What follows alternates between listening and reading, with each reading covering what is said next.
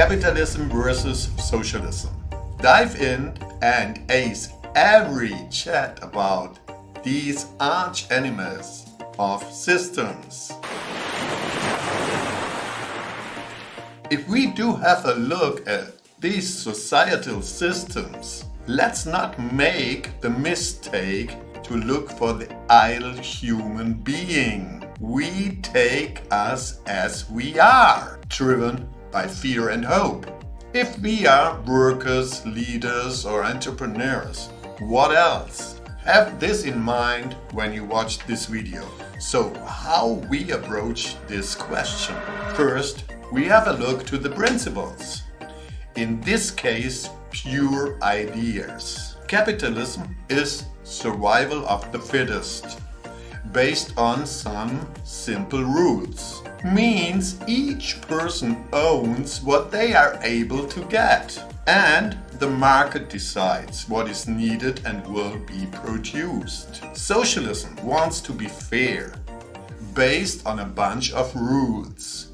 Means the individual owns nothing, altogether owns all, and the government decide what is needed and get produced. Second, what the history tells us. I guess you agree that capitalism exists as long life exists on Earth. Nature is pure capitalism. But does this mean it's the best system? Not necessarily. To see what happened, we have a closer look to the nearer past when capitalism emerged in this modern form we know. In the 17th and 18th century, the English Empire starts to grow, and we can say this was the start of the modern capitalism. Until the beginning of the 20th century, the English Empire and the West dominated nearly the whole world. And finally, with the beginning of the 20th century, an idea became more and more popular and finally reality: socialism. For the rest of the 20th century, the world was divided in two parts: capitalism countries and socialism countries. To the end of the 20th century, nearly all socialism countries collapsed or turned more or less towards to capitalism. More you will see in upcoming videos about Russia, China, Argentina, and Germany. So, if you do like it or not, you can't deny capitalism did win this battle. Third,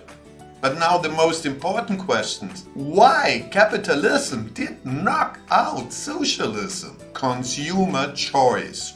Who decides what is needed or wanted?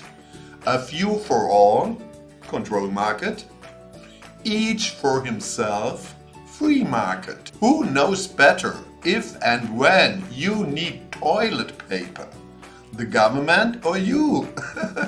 Adaptability and efficiency. Capitalist markets can quickly adapt to changes. New bans, rules or laws are not needed. Each individual just decide. Technical advancement promotes innovation through profit incentives. This leads to economic growth, self-determination, improving living standards. We could go on with a lot more.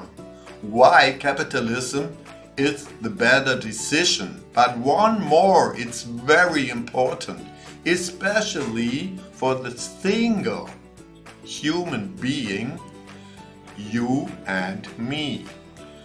Democracy or dictatorship? What does these different needs of a system automatically bring?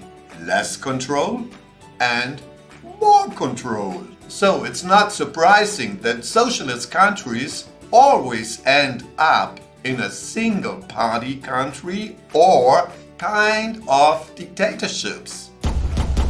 In socialisms, laws, regulation, and rules are the foundation.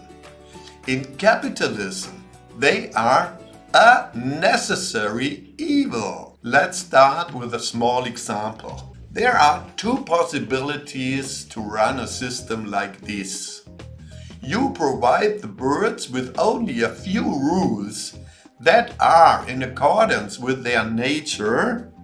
Each bird then makes its own decisions independently and continuously. Move toward the center of those you see around you. Cohesion. Move away, someone gets too close. Separation. Move roughly in the same direction as your neighbors. Alignment. 3 rules only. Or, second, a central entity monitors each individual and their movements, giving corresponding instructions. How many interventions and rules are required? Endless. So what do you think? Which system needs more work, needs more further influence? Simple, which approach works better? Overall, you will agree. Capitalism leads to more freedom. Socialism leads to more control. Fourth, and the winner is well known. So why do we still talk about it? I discovered 3 groups support the idea of socialism or act in accordance with it. Naive supporters, especially in Western universities and among circles of so-called intellectuals, socialism is viewed as a kind of new Eden. Listen to this. Equality and social justice. Access to basic needs. Economic stability. Workers' rights strengthening. Community orientation. Control of monopolies. Sounds great, doesn't it? It's nice in a debate. But have you ever seen even one of these in a socialism state? Not me. On the contrary, not only were none of these promises even slightly fulfilled, but the socialist states also set a record in systematically killing their own people. Yes, their own citizens. Stalin, Hitler, Mao, and Pol Pot are the champions in this terrible competition. We will talk about these countries and these criminals in upcoming videos. So why do these people still fantasize about socialism? I call it the Pippi Langstocking point of view, or if you wish, the Alice's Adventure in Wonderland way of thinking.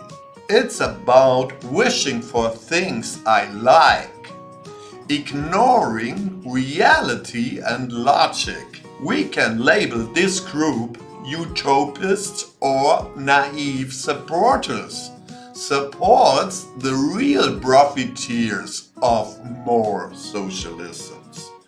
But who are these real profiteers of these systems? The government and politicians. Because socialism means more influence, means more power. Isn't it the dream of almost every politician to take all the money that's been made and distribute it fairly? Remember, capitalism leads to more freedom. Socialism leads to more control to groups. But, surprise, surprise, there is another group not really in focus when we talk about socialism. Really huge companies. What the heck? Huge companies are the symbol of capitalism. Huge companies exist in both systems, so they can hardly be considered as a symbol of one system. I argue that small and middle-sized companies are the true symbols of capitalism. So let's take a look at huge companies in capitalism systems and countries. I say they do not act capitalistic, they act more socialistic. Why? The larger a company grows, the more it tends to find ways to make more money without focusing on improving the product. Instead, these companies often work on changing the rules to ensure their products are free from competition. This is because changing the rules is often much cheaper than investing in advertising and development. Really? Yes, lobbying is the magic word. Let's say there is a company with an annual total income of $10 billion. Now let's imagine this company has a small incidental amount of $100,000 in spare funds to decide how to use. They have a few options. Invest in product development, invest in advertising, invest to influence political leaders to regulate in a way that protects their product from new competitors. Which option do you think is more effective? I tell you, with $100,000 you can sway politicians to secure your weak product more efficiently than by improving it or achieving results through advertising. So, if we follow this example, it's natural that as bigger a company becomes, as more they move away from the pure idea of capitalism. Make better products people like and need. Means they do not follow the rules of free market. They change the rules. Like a lion would have the power to freeze the goose. So we have three very powerful groups supporting socialism even though it failed miserably. Naive supporters, say utopists. Parties and government, say politicians. And last but not least, maybe even most important, huge companies. I call them cancer of capitalism. Where should we look to improve and avoid the bad sides of capitalism?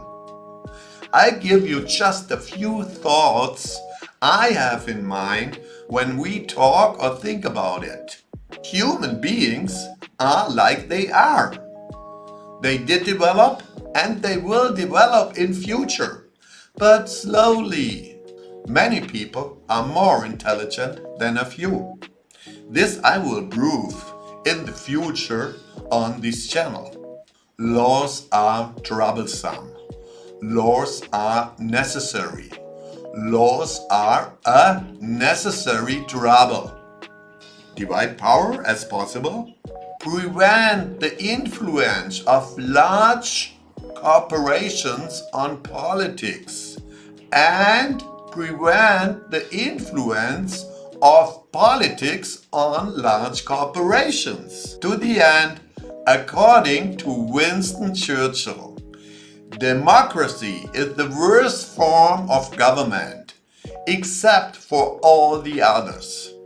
I do agree and say capitalism is the worst form of economy, except for all the others. So let's find the less worse. Have noodle water in mind. The water, capitalism, needs a hint of salt, socialism. But it should remain just a hint. If you do agree or not, share this video to start to talk about it. Please comment and help us to improve. Like us. And see you soon.